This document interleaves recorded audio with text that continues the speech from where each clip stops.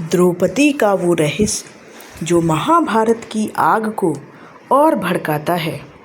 क्या आप जानते हैं कि वो स्त्री जिसका चीरहरण पूरे कुरुक्षेत्र का कारण बना, उसका 5 पतियों से विवाह कोई संयोग नहीं था बल्कि एक पूर्व जन्म का वरदान था, जिसने उसके जीवन को सुख दुख की ऐसी आग में झोंक दिया कि आज भी उसकी कहानी सुनकर रोंगटे खड़े हो जाते हैं। कल्पना कीजिए एक ऐसी स्त्री जिसके चीर को सभा में खींचा जा रहा है। सैकड़ों राजा महाराजा चुपचाप तमाशा देख रहे हैं और वो चीखती है, क्या पति हार गया तो स्त्री भी दासी बन जाती है। उसकी आंखों में आग है, लेकिन दिल में एक अधूरी इच्छा का दर्द है। क्या आप जानते हैं कि ये दर्द सिर्फ इस जन्म का नहीं था, ये दर्द एक पूर्व जन्म से आया था, जहाँ वो एक पतिव्रता पत्नी थी जिसने अपने बीमार, कुष्ठ रोगी, बूढ़े और चिड़चिड़े पति की सेवा की, लेकिन जवानी में ही विधवा हो गई। कोई सुख नहीं मिला, कोई साथ नहीं मिला, सिर्फ मिला खालीपन और अधूरी कामना। उसी अधूरी इच्छा ने उसे घोर तपस्या पर मजबूर कर दिया, जिस कारण उसने घोर तपस्या की और भगवान शिव को प्रसन्न किया। भगवान शिव से उसने वर मांगा और एक छोटी सी गलती या उत्साह ने सब कुछ बदल दिया।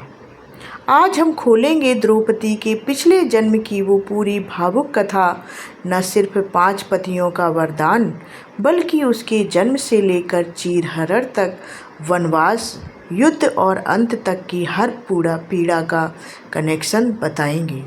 ये कहानी सिर्फ महाभारत की नहीं है, ये स्त्री शक्ति, भक्ति का बल, कर्म फल और दैवी योजना की कहानी है।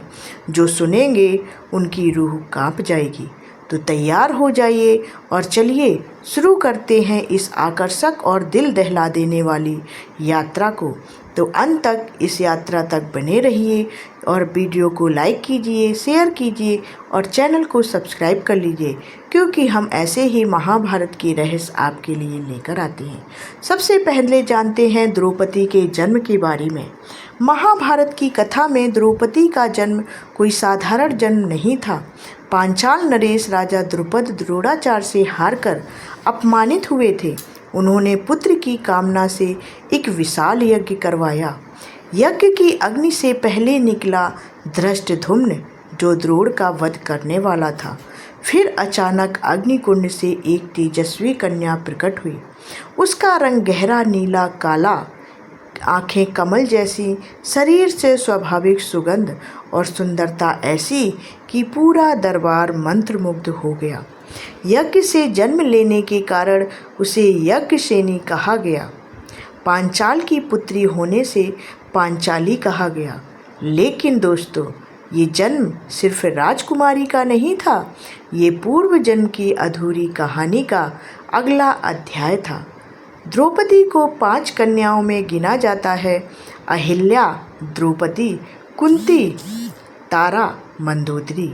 ये वो महिलाएं हैं जिन्हें स्मरण मात्र से पापों का नाश होता है, भले उनका जीवन कितना भी संघर्षपूर्ण क्यों ना हो। कुछ कथाओं में द्रौपदी को लक्ष्मी, पार्वती, सची, उषा आदि देवियों का अंश माना जाता है। वो पृथ्वी का प्रतीक भी हैं, जो 5 तत्वों यानी कि पांडवों के साथ जुड़ी हुई है। अब सवाल ये उठता है कि क्यों अग्नि से उनका जन्म हुआ? क्योंकि उसकी नियति में पहले से ही आग लिखी थी। सभा की आग, युद्ध की आग और कर्म की आग। उसके बाद द्रुपद ने जब देखा कि पुत्री एक ही है और उसके 5 पति होंगे, तो वो चिंतित हुए। तब व्यास जी आए और पूर्व जन्म की कथा सुनाई। लेकिन उससे पहले समझते हैं नलयनी की कहानी को विस्तार से। पिछले जन्म में द्रौपदी की कहानी को जानते हैं, जो नलयनी की त्रासदी और पतिव्रता को बताती है। सबसे प्रचलित संस्करण दक्षिणी महाभारत और लोक कथाओं से पूर्व जन्म में द्रौपदी नलयनी यानी कि कुछ जगह पर इंद्रसेना कहा जाता है नाम की एक अत्यंत पतिव्रता स्त्री थी। वह ऋषि मौद्गल्य की पत्नी थी। मौद्गल्य बूढ़े कुष्ठ रोग से पीड़ित, बदबूदार घावों वाले, चिड़चिड़े स्वभाव वाले और अक्सर गुस्सा करने वाले थे। लेकिन नलयनी ने कभी शिकायत नहीं की। वह उनके घावों को धोती, उनकी सेवा करती, उनकी गालियाँ सहती, दिन रात उनके पास रहती। कल्पना कीजिए उस स्त्री की स्थिति को जो युवा है, सुंदर है, गुणवती है, लेकिन उसका पति ऐसा है कि समाज में भी लोग ताने मारते हैं। फिर भी नलयनी ने पूरे समर्पण से सेवा की। पति की मृत्यु के बाद वह विधवा हो गई। कोई संतान नहीं, कोई सहारा नहीं उसका। जवानी में ही अकेलापन, कामुक इच्छाओं का दमन और पति सुख की भूख ने उसे तोड़ दिया। कुछ रातें तो वो रोती रही कि मैंने जीवन भर सेवा की लेकिन सुख नहीं मिला, ये वो सोचती रही। एक रात उसे विचार आया, अगर अगले जन्म में भी ऐसा ही हुआ तो मैं क्या करूँगी। इसलिए उसने भगवान शिव की शरण ली। उसने घोर तपस्या की। नलयनी ने उग्र तपस्या शुरू की। कुछ कथाओं में वह पंचाग्नि तपस्या करती रही। चारों तरफ अग्नि, सिर पर सूर्य, बीच में बैठकर सर्दी गर्मी भूख प्यास सब कुछ सहा। वर्षों तक तपस्या की, ब्रह्मांड हिल गया। अंत में महादेव प्रसन्न हुए और प्रसन्न होकर बोले, त्रिशूल हाथ में, डमरू की ध्वनि, नेत्रों में करुणा और तेज, और कहा, वर मांगो नलयनी, तुम्हारी भक्ति ने मुझे प्रसन्न किया है। नलयनी की आंखों में आंसू थे।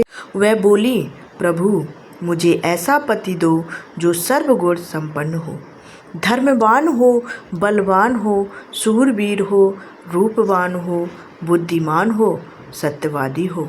वह गुण गिनाती गई। कुछ संस्करणों में कहा गया कि उत्साह में उसने पति शब्द 5 बार दोहराया।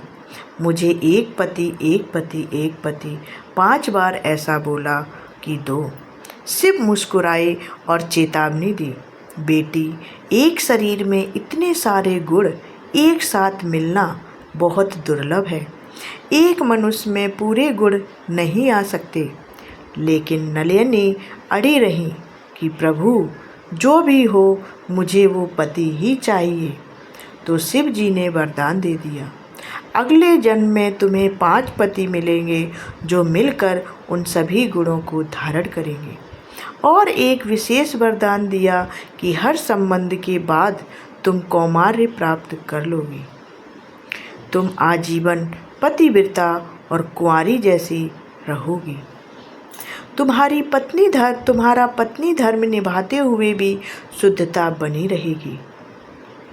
दूसरा संस्करण बताता है कि नलयनी राजा नल और दमयंती की पुत्री थी। वहाँ भी शिव तपस्या और 5 गुणों वाला पति मांगने की बात आती है। कुछ में 14 गुण मांगे गए थे। तीसरा संस्करण कहता है कि वह एक ऋषि की अविवाहित कन्या थी जिसे कोई पति नहीं मिला। तपस्या में 5 बार पति कहा, इसलिए 5 पति मिले। हर संस्करण में अलग अलग बताया गया है, तो आपको जो सही लगता उसे मान लीजिए। सबसे शॉकिंग बात, कुछ कथाओं में नलयनी ने पति से ही वर मांगा कि वो 5 रूपों में उसके साथ प्रेम करे। फिर पति ने संन्यास ले लिया तो वो शिव की शरण में गई। हरियाली तीज का इसी से कनेक्शन है। कई लोग कथाओं में इसे शिव भक्ति से जोड़ते हैं।